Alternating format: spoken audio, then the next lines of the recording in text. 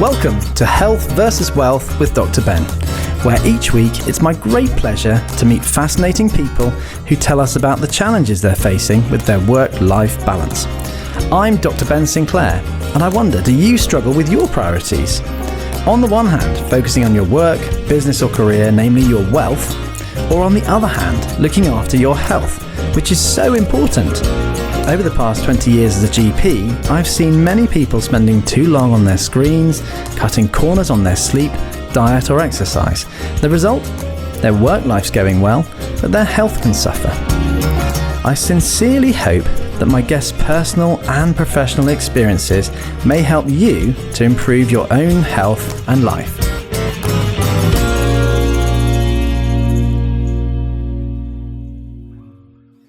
My guests today are a remarkable father and son duo whose life experiences and truly moving story may make you think differently about your health and your wealth. Because for Steve Spriggs, a teacher from Coventry, and his 21-year-old son Ben, the values of those two aspects of life, health and wealth, have changed radically. Now, 5 years ago, Ben was diagnosed with a rare form of cancer called Burkitt lymphoma. So welcome to both of you. It's great to have you on the show. Now, Ben, you were first diagnosed when you're just 15. Tell us first, how are you now and how are you feeling? Well, so yeah, I'm a long way down the line from that now, and I'm really happy to say that actually it's 5 years since I've been declared cancer-free, which is just wonderful, and it's really allowed me to move on from that. It's a nice time period to reflect back and to look back on how I've grown. That is such good news, and I'm celebrating with you right now because I'm 11 years free from malignant melanoma myself, so well done. Now, I know I had to have a few follow-up things after I'd had my cancer. What's been happening to you on that respect? Yeah, so it's really interesting. The kind of first couple of years, it's really about kind of making sure that you are cancer-free and that all is well in that regard. Whereas now it's a late effects clinic, so looking at the effects of the chemotherapy drugs that were given to me. So it's mainly about heart health, actually, as well as kind of mental health and making sure I'm happy and moving on from that time. Now, you're moving on. What are you doing now? So I'm studying at the University of Birmingham, I'm studying physiotherapy. I'm really enjoying it. Very much inspired by my experiences, wanting to go into healthcare myself. That's great. Now, we're going to talk more about the challenges you faced during your illnesses at a moment. But first, Steve, how did this affect the family? Well, as you can imagine, it was quite a shock to discover your oldest child has got such a serious illness. We hadn't been anticipating it. We'd seen a few signs before he started his medical treatment and before the diagnosis, but it was obviously a big challenge because there's five of us in the family. Ben's got a younger brother and a younger sister. We obviously wanted to do everything we could to look after Ben, but they had their needs as well, and so it was very much a balancing act, I think, to support Ben, but to make sure that the other two didn't feel neglected at the same time. Now, Steve, what's your job? I'm currently a teacher at a secondary school in Coventry, and I teach religious studies. And did you get time off to care for Ben? So while Ben was ill, I was working in the charity sector, and fortunately I was able to take 6 months off work, which was a real lifesaver. There's so many pressures that you face as a family. Obviously, wanting to support Ben as much as possible, spending as much time with him as possible in hospital, because I know cancer therapies differ depending on the exact diagnosis, but Ben was in Birmingham Children's Hospital for the best part of 6 months, and he was there nearly all the time during that time. So my wife and I, between us, wanted to make sure that one of us was there pretty much all the time. I remember actually I came to visit you because my clinic was looking across to the Children's Hospital at the time, and you did a pretty good job, I thought, of sticking that. It must have been tough just having to be in hospital and you guys having to tag team. Now, Ben, you've got younger brother and sister, as your dad's just said. So tell us a bit more about the background to this story, how it all happened before your 16th birthday. Yeah, so I started noticing some kind of pretty odd symptoms, just generally kind of malaise and feeling generally unwell, as well as some kind of pinprick spots and things like that. So went to the GP, they kind of diagnosed it as a bacterial infection, sent me off for a blood test just to be sure. And soon enough, the blood test eventually came back when we had to go to A&E, and I was diagnosed initially with leukemia, and then later on, actually, I needed more tests, and those bloods were sent off to Germany, I think. So, and then the diagnosis eventually came back as Burkitt lymphoma. Wow, it's a big deal when you hear the C word, isn't it? Absolutely, it's the kind of thing you hear about on the news or kind of friends and family, and it's terrifying. And then when it happens to you, it's a pretty stark reality. Now, I know it had quite a profound effect on you and your life choices. I know you went back to school and you're now studying a healthcare subject. Tell us about why you chose to study that. Yeah, so I've always had an interest in sports since I was young, initially playing rugby.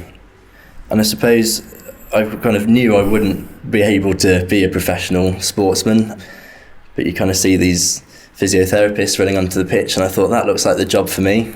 But then my experience kind of totally changed that, how I felt about that. I had two amazing male nurses, Tom and Josh, and they kind of really inspired me that actually it's okay to be a male in the kind of healthcare environment and to show that kind of empathetic and caring side. And that's what's led me to be more interested in the kind of clinical side of physiotherapy. And you're studying at University of Birmingham. What year are you in now? Going into my third year, yes. Okay, so if anyone's out there looking for a crack physio in about a year's time, this fine young man will be coming off the other end of his training. What do you want to go into? I'm really interested in kind of respiratory physiotherapy at the moment. It's such a unique opportunity, and kind of on placement, that was what I found particularly interesting. I mean, it's as you know, I'm sure, it's incredible the impact you can have on people in working in healthcare. It's wonderful. We've found some really great respiratory physio benefit for our patients with long COVID, because they need breath work. Because as you may know, in long COVID, and the listeners may know, you get problems with your diaphragm and breathing. And so we've got a fantastic respiratory physio who works with us called Beth, and it's brilliant because actually no one teaches you how to breathe, do they? and I've been more involved in the kind of really acute setting of respiratory care, but it's you kind of do it every day without realising, and Now tell me a bit more about Tom and Josh, these male nurses who really inspired you. What was it about them that really made you feel passionate about going into healthcare? I think just the impact they had on me and how they made me feel. It's such an uncomfortable time. There's a lot of things being done to you that are outside of your control, and outside of their expertise and the clinician's expertise. Having someone who you feel genuinely cares about you and how you're feeling, not just about how you're getting better and improving medically, but emotionally, and make sure those needs are being met as well. And I think I just found that totally invaluable, and I hope to do the same one day. Now, Steve, you were visiting Ben in hospital. How was it for you as a parent seeing him being so unwell and having all these drips and things done? I remember the day he was diagnosed, and this was before he was admitted to Birmingham Children's Hospital, so this was back in Coventry. And by the time he was admitted, it was, even as a non-medical specialist, it was fairly obvious what was going on. He had some uncontrollable nosebleeds immediately prior to us taking him to A&E, where they started diagnosing him. And I remember he was admitted to the ward in Coventry, and there were chats with doctors and various tests and bloods taken and all these kind of things. And I was staying over with him in the room and waited for Ben to go to sleep. And I remember after he'd gone to sleep, because I didn't want him to see me, I was just weeping uncontrollably, because you don't want to see this happen to anyone, especially not someone you care about so deeply. So sorry, I'm welling up just talking about it. I did want him to know how I was feeling. I was trying to be strong for him, because I was there to look after him rather than anything else, or my own feelings weren't important at the time. It was just all about taking care of Ben. So it was a real shock and really traumatic. And you mentioned already, you saw Ben in the children's hospital after he'd been moved there, and that was really helpful for us, and I'm so grateful for you to do that. It was wonderful just to have a friendly face, a calm, knowledgeable, reassuring person who was able to show some sympathy and some understanding and some knowledge, and give us a bit of confidence that Ben was in good hands.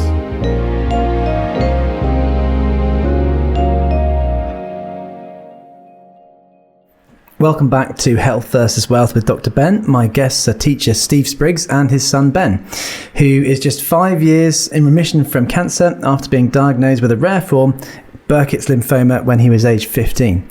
So Steve, when my first child was born, I walked out of the hospital and I just felt like the whole world was different, and I saw life completely differently.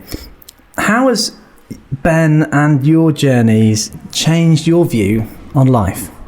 I can totally relate to that example. I had exactly the same feeling when Ben was born. This is probably a bit embarrassing for him, but yes, life seems different. Your perspective changes. Rather than living for yourself, you're living for others. You might have had empathy, you might have had love for other family members and friends, but I think the love you can have for one of your own children is unique and particularly strong. So when Ben was diagnosed, and it turned life upside down once again, in the same way that having a child to start with changes your perspective.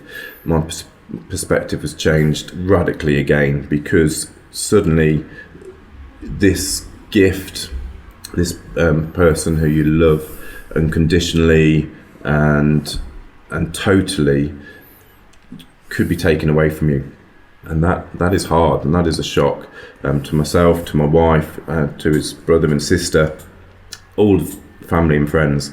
It was a real shock, and there was a great deal of fear. You've got children yourself, you know how much you love them, how much you appreciate their successes at school or sports field or artistically, and even if they're not successful, you're just grateful that they can enjoy these activities.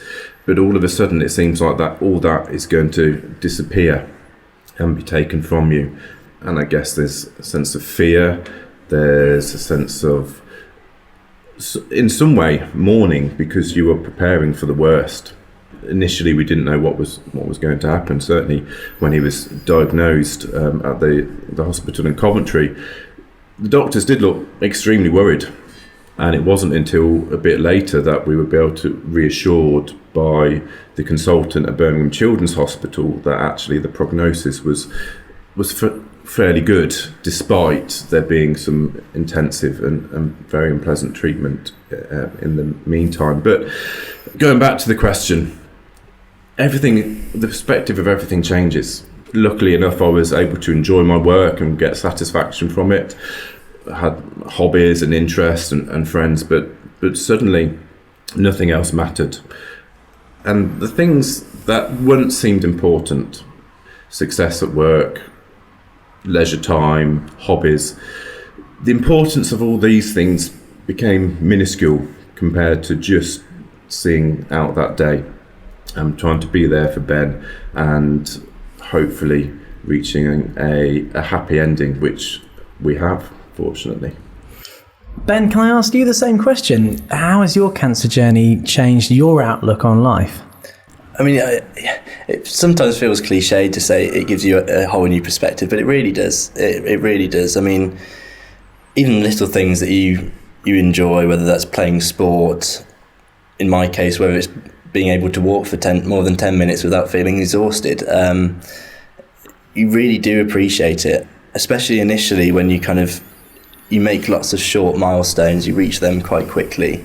But even now, I do give a bit of extra effort to pat myself on the back and say, despite this, I've done this. And yeah, I think it does put into reality, our own mortality, as dramatic as that may seem. It just does help you appreciate small things as well as personal achievements. You start finding beauty in nature again when you go outside after being in a hospital room for weeks on end. No, it absolutely does put a whole new perspective. Could I give you an example? Please, Steve. So Ben, as we've mentioned already, was quite involved in playing rugby for his local rugby club, and we're all connected to the club in different ways. And it was the end of season photo, and it happened to correspond with when Ben was having a few days break between his treatment, and they let him out of hospital during this time. The rugby club had been really keen to support Ben, and people had come to visit him, and they wanted Ben to be involved in the photo. So we took him over to Elston Rugby Club in Coventry, and they were having the photo under the post as they would, and they wanted Ben there. So Ben was quite weak as a consequence of the chemotherapy, and we walked him over there, and he was stood next to some of his teammates, and the photo was only took 30 seconds or so. But as he was standing there, he fainted, because even though he was well enough to be sent home for a short break from the hospital, so he was at one of the healthiest times he'd had for 6 months, and he still fainted. He fainted. Oh no! And I think all his friends were horrified, but we were kind of used to all kinds of medical interventions by then, and a fainting was not at all dramatic in the scheme of things. So we went over, picked him up, and made sure he was okay. But that just shows such tiny things we take for granted. We've just been on holiday, taking hundreds of selfies and whatever. Never once did we think, will we manage to do this without collapsing? And I think that's just one example of how your perspective changes, how you appreciate health, and how it's so much more important than wealth, because it's your family, your health, their health, the opportunity to share great moments together. They're what really count. Powerful stuff, Steve. That's priceless. And I mean, if you were speaking to someone and they were, flat out in business or career, and they might be prioritising their wealth creation over their health, what would you say to them? What would your message to them be, Steve? This is a bit of a cliche, which I've borrowed, so apologies for that. But I've heard it said before that no one ever gets to their deathbed and says, I wish I spent more time in the office. And I think that just goes to show what people really value when they think about it. Yes, it's nice to have enough money to get by. Yes, it's nice to have more money to be able to enjoy nicer things and great times together. But what is really important is health and family, friends.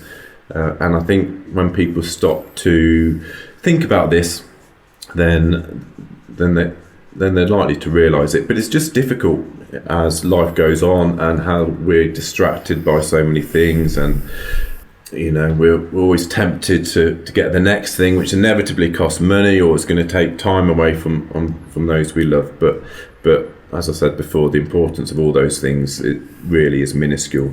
So what's your message to our listeners, Steve? I think it's just take a moment to think, what is your priority in life? I doubt very few people actually say money, because money for most people is a tool for happiness, and it can help, but there's a limit to that. And so my message would be, just have a think. What really do you value? What really makes you happy? And I think for most people, they will recognise that actually it's their loved ones, their family and their friends.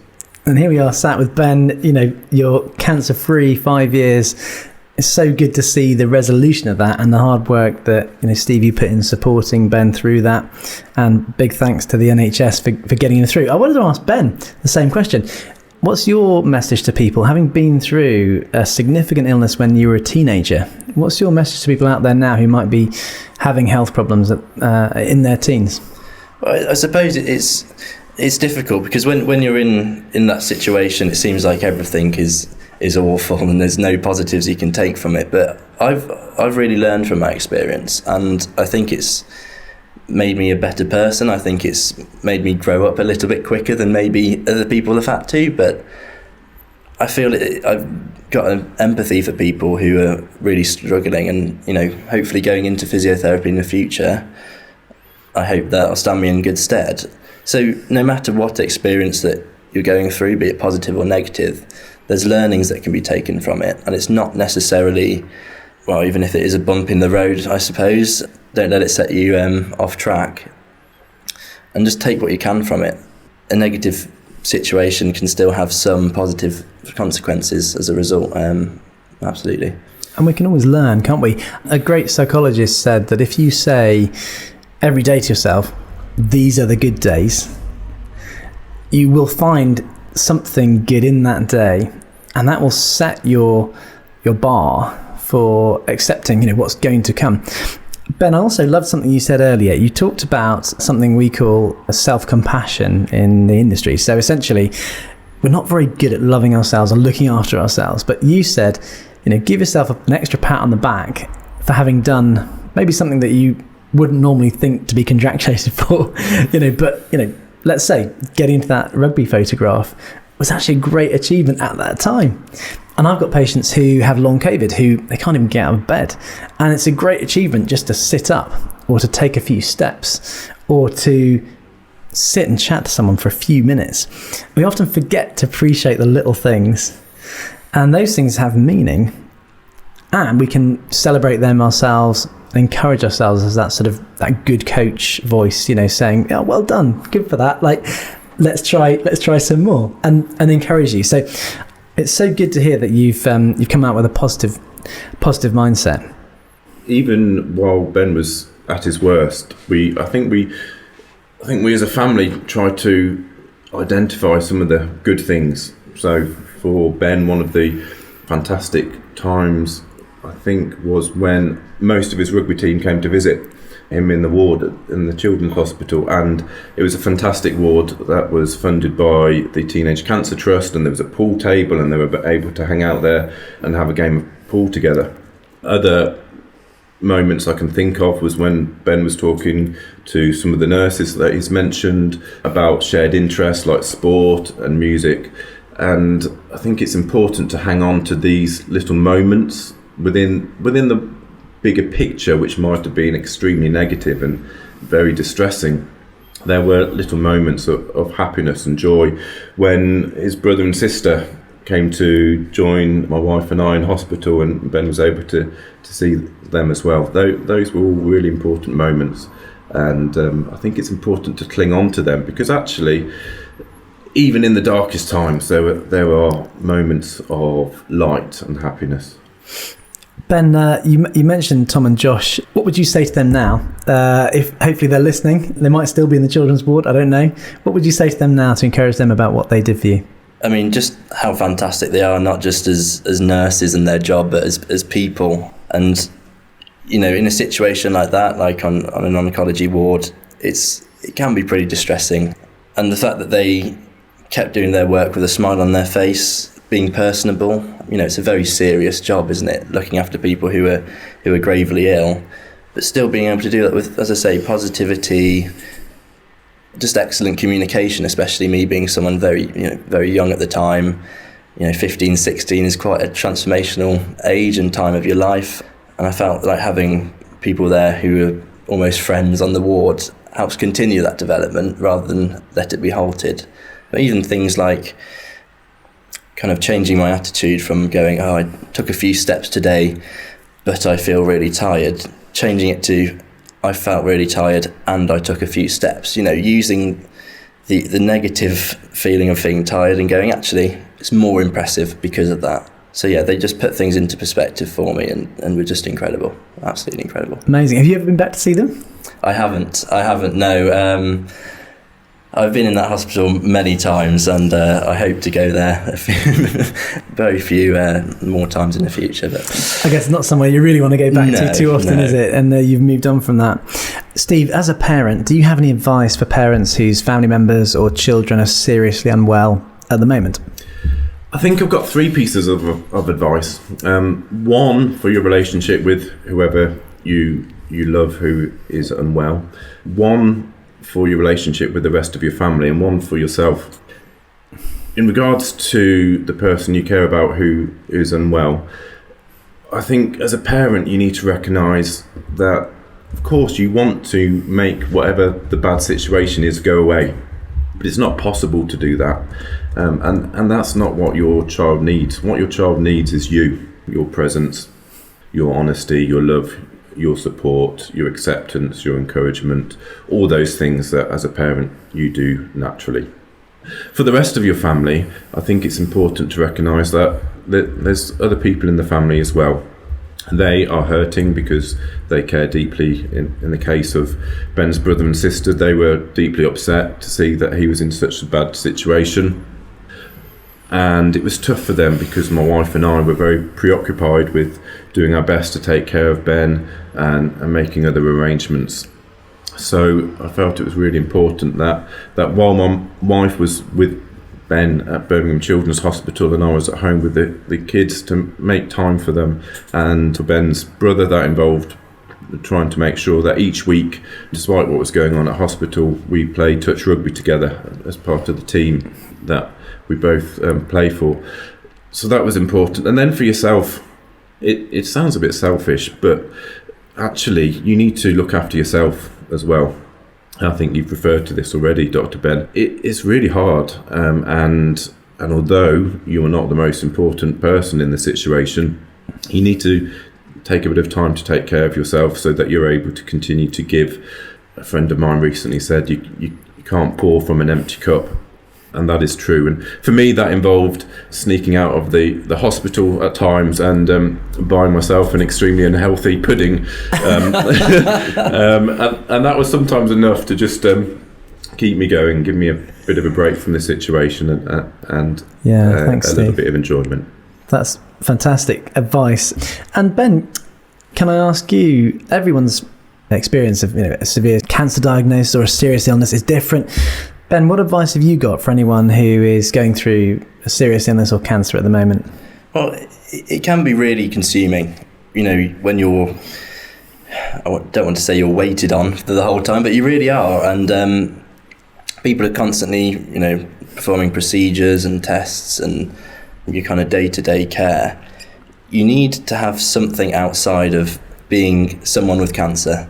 You're not just someone with cancer, you're still someone. And you need to, if you can, try and engage in whatever way possible the kind of behaviours and the kind of hobbies you had before. So for me, whilst I couldn't obviously play rugby, we got the Six Nations on my phone, watched it and tried to have a somewhat of a normal experience. And finding new things that you enjoy. They had a jukebox on the ward, so when I was well enough, I'd kind of trundle down to the jukebox and listen to some new music and try and find enjoyment outside of the diagnosis. I remember that room they'd funded with all the stuff in. It was fantastic, wasn't it? Now, sadly, guys, that's all we've got time for today. But will you come back and tell us how you're getting on? We'd love to. Thanks for having us. Thanks so much for coming today. Thank you. Thank you.